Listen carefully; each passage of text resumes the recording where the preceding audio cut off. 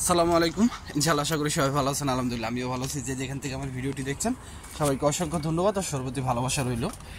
তো আজকে যে কথাটা আমি বলবো যে আপনারা জানেন যে ইউরোপীয় ইউনিয়ন থেকে 3টা দেশকে আপনার ঝুঁকিপূর্ণ যে দেশ ছিল সেখান থেকে মানে একদম এই দেশগুলা যে ঝুঁকিপূর্ণ না এগুলো বলা হয়েছে। এটা নিয়ে এখন তোলপাট, পুরো বাংলাদেশ তোলপাট। ঠিক আছে, এটা নিয়ে যেন আমাদের কত বড় ক্ষতি হয়েছে এটা যারা ইতালি থাকে তারা বুঝবে। তো এই বিষয়ে কথা হবে। স্ক্যানিং কপি, রিটার্ন পাসপোর্ট, তারপরে হচ্ছে আপনার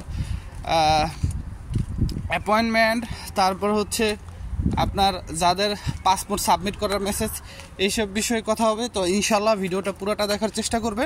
আর ফ্যামিলি ভিসা নিয়েও কথা হবে ইনশাআল্লাহ।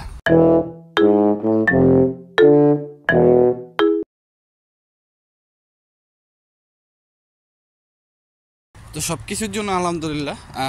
প্রথমে আমি যে বিষয়টা আপনাদের সাথে কথা বলতে চাই সেই বিষয়টা হচ্ছে যে বাংলাদেশ সহ আরও 2টা দেশকে আপনার মানে ঝুঁকি নাই এরকম তালিকায় প্রকাশ করা হয়েছে। এখন আমরা ইতালিতে যারা মনে করেন যে এটা কিন্তু আগেও ইতালিতে করা হয়েছিল, এখন এটা ইউরোপীয় ইউনিয়নে একটা প্রস্তাব আনা হয়েছিল, সেই প্রস্তাবটা পাশ হয়ে গেছে। তো এখন এই যে যারা লিবিয়া দিয়ে আসতেছে বা রোমানিয়া, মানে এক কথা বাইপথে অবৈধভাবে যারাই আসতেছে বা যারা সিজনাল বিষয় এখানে কেস মারবো, বিভিন্ন রাজনৈতিক কেস, তো তাদের ক্ষেত্রে একটু কঠিন হয়ে যাবে। আগে যেরকম ইতালিতে কিন্তু আপনি প্রথম কমিশনে যদি কাগজটা না পেতেন, ধরেন আপনি প্রথম কমিশন দিতে গেছেন, সেখানে নেগেটিভ হলে দেখা যায় দ্বিতীয় কমিশনে কিন্তু ইজিলি পাওয়া যেত। অনেক সময় দ্বিতীয় কমিশনে যাওয়া লাগতো না, উকিলেই সমস্ত সিস্টেম করে ফেলতো। মানে আগে যতটুকু ইজি ছিল এখন সেটার থেকে একটু কঠিন হবে, এই হচ্ছে বিষয়। তো এটা নিয়ে আপনাদের ভিসার যে কার্যক্রম সেখানে কোনো প্রভাব পড়বে না, এটা আপনারা 100% নিশ্চিত থাকতে পারেন। তো এটা নিয়ে এখন দেখতেছি মানে প্রত্যেকটা গ্রুপে আমাদের বাংলাদেশে এটা নিয়ে মানে কথা হচ্ছে বা অনেক মানুষ শেয়ার করতেছে এই বিষয়টা। আসলে এই বিষয়টা এতটাও আপনার ভিসার উপরে কোনো ধরনের প্রভাব ফেলবে না। সো এটা নিয়ে কোনো কথা বলার দরকার নাই। এটা হচ্ছে ইতালির ভিতরের বিষয়, এটা নিয়ে আপনাদের কোনো ধরনের প্রভাব পড়বে না, আশা করি বুঝতে পারছেন। তারপরে যে বিষয়টা মানে কথা বলি, আমাকে মানুষ খালি মেসেজ দিতে আছেন যে ভাই আমি এত তারিখে ইমেল করছি, এখন তুই অ্যাপয়েন্টমেন্ট পাই নাই। দেখেন গতকালকে আমি আমার ভিডিওতে কিন্তু আপনাদের একটা ভয়েস প্রকাশ করছি, যেখানে একজন ভিএফএস গ্লোবালে গেছিলো এবং তিনি ভিএফএস গ্লোবালের যে লিস্টগুলা অ্যাপয়েন্টমেন্টে সেগুলো দেখছে, মানে যেগুলো ইমেলের মাধ্যমে দেওয়া হইতেছে অ্যাপয়েন্টমেন্ট, সেখানে তিনি জাস্ট এটুকু একটা জিনিস বললো যে 100টার মতো হয়তো বা অ্যাপয়েন্টমেন্ট প্রতিদিন দেওয়া হচ্ছে। এখন 100টার মতো অ্যাপয়েন্টমেন্ট প্রতিদিন দেওয়া হচ্ছে, তার মানে আপনারা মেল করে রাখছেন 1 লাখের উপরে। তো এগুলো যাচাই বাছাই করে দিতে তো তাদের সময় লাগবে না।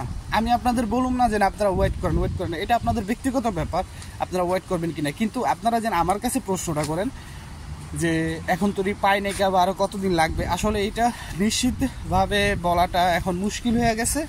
কেননা আপনার এখন কিন্তু আমরা তেমন কোনো আপডেট জানি না, বা আপডেট ভিএফএস গ্লোবাল বা ইতালি এম্বাসির থেকে দিচ্ছেও না যে খুব শীঘ্রই এটা করবে কিনা। তবে এর ভিতরে শোনা গেছিলো, কান কথা শুনছিলাম যে আপনার খুব শীঘ্রই হয়তো বা আপনার কি বলে যে এই ইমেলের মাধ্যমে যে অ্যাপয়েন্টমেন্টের যে সিস্টেমটা সেটার হয়তো বা একটু চেঞ্জ আনবে তারা, সেটার জন্য নতুন কোনো ধরনের আপনার তারা সিস্টেম আনবে, এতটুকুই মানে শুনছিলাম। তো এর বেশি এখন এই ইমেলের অ্যাপয়েন্টমেন্ট নিয়ে আপনাদের সাথে আর কোনো কিছু বলতে পারবো না, আশা করি বুঝতে পারছেন। তারপরে দ্বিতীয় যে বিষয়টা সেটা হচ্ছে স্ক্যানিং কপি। আপনারা যারা স্ক্যানিং কপি জমা দিচ্ছেন, আপনাদের উদ্দেশ্যে আমি আর একটা কথা বলি।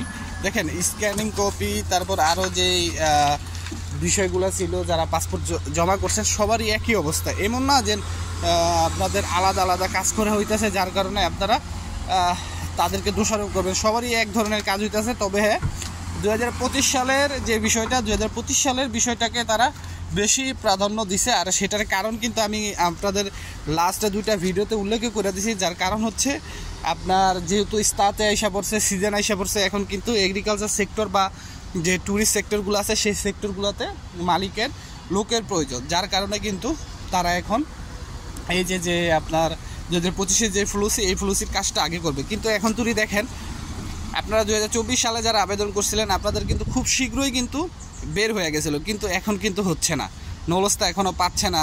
এখন কিন্তু অ্যাপয়েন্টমেন্টের যে সিস্টেমটা সেটাও কিন্তু তারা নর্মাল করে দিছে, মানে যাদের নলস্তার জন্য 22 অক্টোবরের পরে যাদের নলস্তা হবে, কিন্তু তারপরেও পাচ্ছে না। তো এখন কিছু করার নাই, আপনাদের ওয়েট করতে হবে। আর আপনারা যারা অ্যাপয়েন্টমেন্ট পান নাই বা ইমেলের মাধ্যমে অ্যাপয়েন্টমেন্ট করছেন, আপনাদের উদ্দেশ্যে আমি আরেকটা কথা বলি, আপনারা ভিএফএস গ্লোবালে গেলে কিন্তু আপনারা অ্যাপয়েন্টমেন্ট চেক করাতে পারবেন যে আপনি অ্যাপয়েন্টমেন্ট পেয়েছেন কিনা, বা আপনার এই অ্যাপয়েন্টমেন্টটা দিবে কিনা, বা এটা কি ওয়েটিংয়ে আছে কিনা, বা আপনি কোনো ডেটে আছেন কিনা। এটা কিন্তু আপনার ভিএফএস গ্লোবালে গেলে আপনারা যে ইনফরমেশন টাইম, সেই ইনফরমেশন টাইমে এই জিনিসটা পাবেন। আশা করি বুঝতে পারছেন। আর আরেকটা বিষয় হইলো যে রিটার্ন পাসপোর্ট, তারপরে হচ্ছে আপনার আরও যেই কার্যক্রমগুলো আছে, স্ক্যানিং কপির যে কার্যক্রমগুলো আছে, তারপর যারা পাসপোর্ট সাবমিট করবেন তাদের কাজ কিন্তু চলমান আছে। আর ফ্যামিলি ভিসার ক্ষেত্রে এটা সর্বোপরি বলতেছি, আমারই এক ভাই 1 বছর হয়ে গেছে তার ওয়াইফের কাগজ জমা দিছে, ঠিক আছে। তো এখন থেকে আসতেছে না, লিগালাইজেশনও করে ফেলছে, লিগালাইজেশন ফি দিয়ে আসছে, তারপরেও কিন্তু এখন থেকেও কিন্তু আন্ডার প্রসেসিংয়ে আছে। তো এখন তুই বলা যাচ্ছে না যে সামনে কি হবে, তবে আমি মনে করি যে সামনে হয়তো বা ভালো কিছুই হবে, যেহেতু একটা আন্দোলন বা কর্মসূচি করা হয়েছে। আর আপনারা যে হস্তক্ষেপটা চাইছিলেন, সে হস্তক্ষেপটার কি হইলো আমি বুঝলাম না।